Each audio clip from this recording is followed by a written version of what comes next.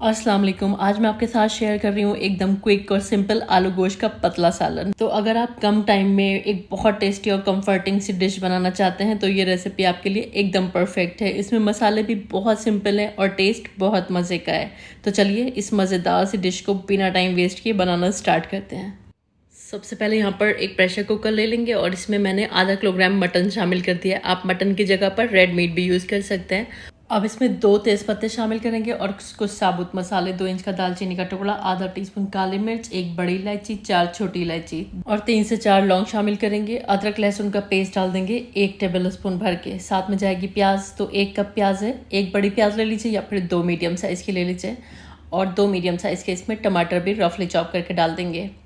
और नमक शामिल करेंगे पाउडर मसालों में। सबसे पहले मैंने यहाँ पर नमक डाला है 1 टीस्पून और धनिया का पाउडर शामिल कर देंगे। तकरीबन 1.5 टेबल स्पून मैंने इसमें धनिया का पाउडर डाला है और 1 टीस्पून भर के लाल मिर्च का पाउडर और 1 टीस्पून भर के कश्मीरी लाल मिर्च का पाउडर डाल देंगे। कश्मीरी लाल मिर्च ऑप्शनल है, आप चाहें तो स्किप कर सकते हैं। और आधा टीस्पून हल्दी का पाउडर डाल देंगे।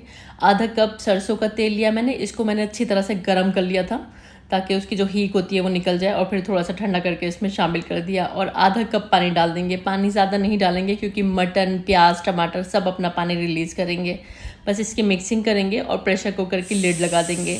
हाई फ्लेम पर 1 सीटी आने के बाद गैस की फ्लेम को धीमा करके तकरीबन 8 से 10 मिनट पकाएंगे। जब प्रेशर खुद से निकल जाएगा तब इसको खोलेंगे और गैस की फ्लेम को ऑन करके हाई फ्लेम पर इसको भून लेंगे क्योंकि अभी तक हमने इसको भूना नहीं था, डायरेक्ट पकाया था। इस टाइम पर इसकी भुनाई कर लेंगे। तो आपने देखा ये कितना आसान मेथड है। बस सारे मसाले एक साथ इकट्ठे करें, प्रेशर लगा दें और थोड़ा सा भून कर फिर आलू वगैरह जो आपको शामिल करने हैं वो आप शामिल कर सकते हैं, ग्रेवी वगैरह लगा सकते हैं। तो ये क्विकेस्ट मेथड है, सबसे आसान तरीका है आलू गोश्त बनाने का।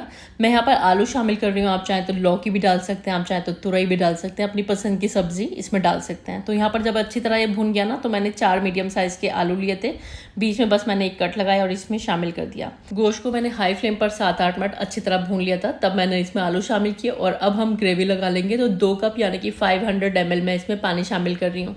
तो कंसिस्टेंसी अपने हिसाब से रख सकते हैं जितना लूज़ रखना चाहते हैं।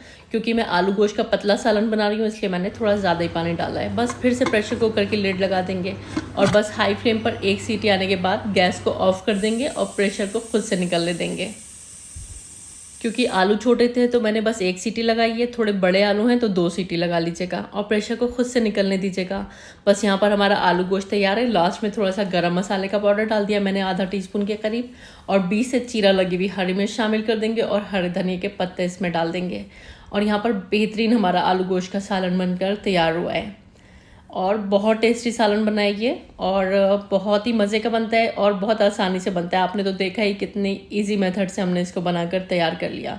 तो आप भी इस रेसिपी को ट्राई करें और मुझे ज़रूर बताएं आपका आलू गोश्त का सालन कैसा बना। मुझे पूरी उम्मीद है आपको ये बहुत पसंद आएगा और इसको बनाकर भी मज़ा आएगा क्योंकि सारी चीज़ें बस एक साथ प्रेशर कुकर में इकट्ठी करनी है, उनको पकाना है और बस आपका आलू गोश्त का सालन बनकर तैयार हो जाएगा और टेस्ट भी लाजवाब होगा। आप इसको रोटी से खाएं या तंदूरी नान से खाएं, बड़ा मज़े का लगता है। कुलचे से या फिर स्टीम्ड राइस वगैरह के साथ भी ये बहुत अच्छा लगता है। तो अपनी पसंद की किसी भी चीज़ से आप इसको सर्व कर सकते हैं। बहुत मज़े का सालन बनता है।